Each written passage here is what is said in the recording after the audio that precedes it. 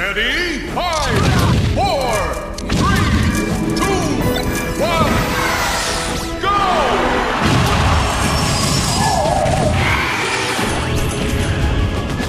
With games like Street Fighter 4, Street Fighter HD Remix, Soul Calibur 4, King of Fighters 12, Tekken 6, and Blaze Blue on the horizon, 2008 is steadily shaping up to be the year of the fist. But before you start salivating over what's around the bend, one must not forget likely the biggest of them all, Super Smash Bros. Brawl. It's finally ready for its US tour, but can it possibly even begin to live up to expectations?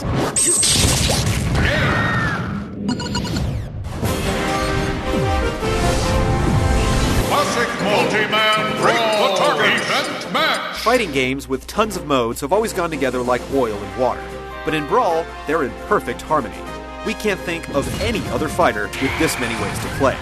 Players with a penchant for going it solo won't be too surprised with the return of Classic, Event Match, and Stadium mode. The three have been staples of the series in one form or another. What will raise some eyebrows, however, is the new Subspace Emissary mode, Brawl's one- or two-player adventure feature. As the story goes, Nintendo's biggest mascots are under siege by a troop of biomechanical baddies. You have to travel through franchise-themed 2D levels with gorgeous tongue-in-cheek CG sequences sandwiched in between each one.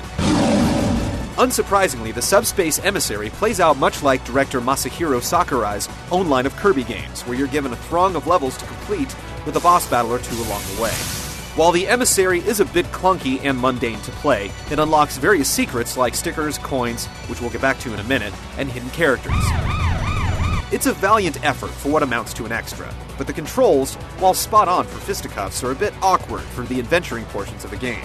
The stagnant stages don't fare all that well either, and repetition sets in quickly. It's mildly entertaining, and you'll have to force yourself through it to get to all the unlockables. It's a good thing there's Wi-Fi support. Otherwise, playing Brawl by yourself is a test of internal fortitude.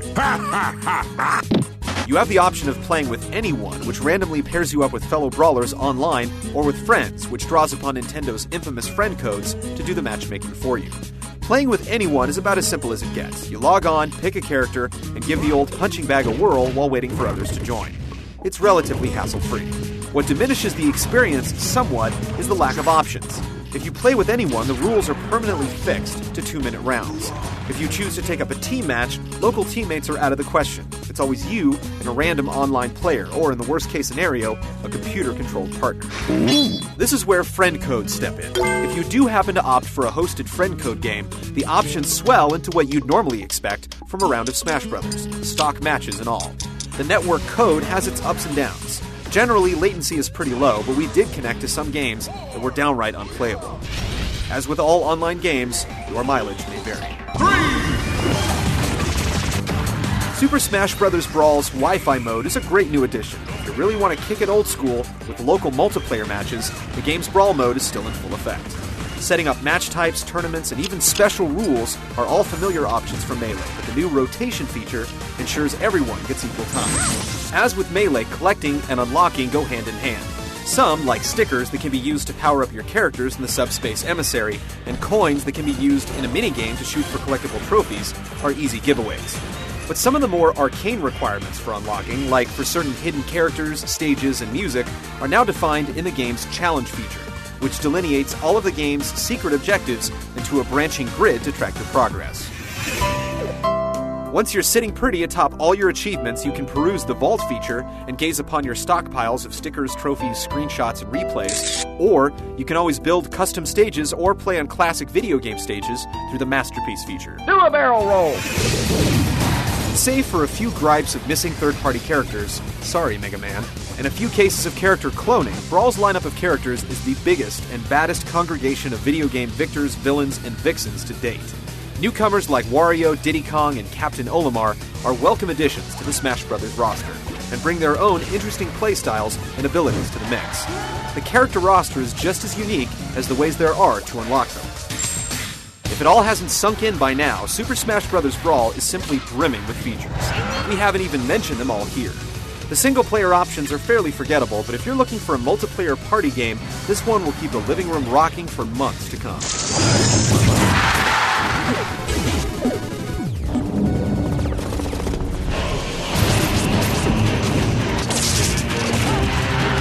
The series' percentage-based, stay-on-the-stage-at-all-costs formula hasn't changed one bit.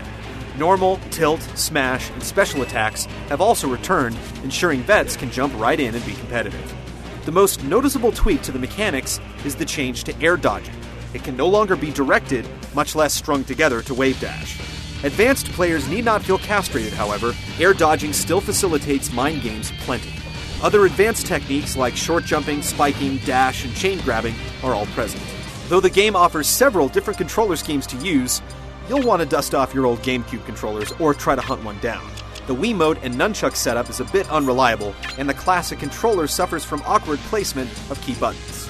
Items have always played a big role in the Smash Bros. Series, and Brawl is no different. Of the new items, the uber-powerful Smash Balls bring the most significant change of pace to the game. When they appear on screen, it's a mad dash to bust them open and unlock some of the most impressive attacks in the game.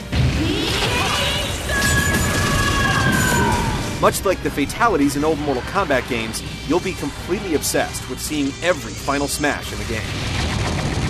The Pokeball-like assist trophies are also among Brawl's notable new additions, which feature cameo appearances by some of Nintendo's most famous and not-so-famous sidekicks and underdogs. Super Smash Bros. Brawl goes farther than most fighting games in updating its play and successful strategies. The addition of the Smash Ball and the subsequent final smashes alone changes tactics considerably, yet the foundation remains.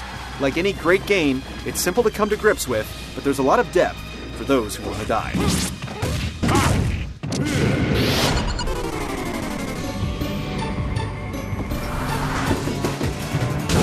Running in 480p, Super Smash Bros. Brawl sits pretty as one of the Wii's best-looking games to date. Though it doesn't quite share the rich detail of something like Super Mario Galaxy, it speeds along at a constant 60 frames per second, a boon for fighting game fanatics with an eye for pixel-perfect timing. One downer is that the elaborate CG sequences fail to fill up the screen, but it's a minor quibble. Brawl's orchestral soundtrack features an eclectic mix of 200-plus remixed and remastered classic video game tunes. You can even adjust certain sliders to control how often you hear certain theme songs on certain stages.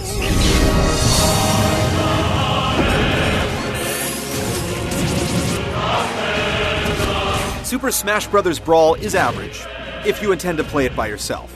As a multiplayer game, it nears perfection. Though the Subspace Emissary is a disappointment, the fast-paced fighting, bountiful modes and customization options, and a deep set of hidden content to be unearthed give it staying power that few other games possess.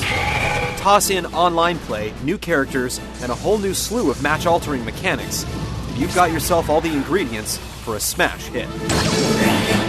Oh yeah!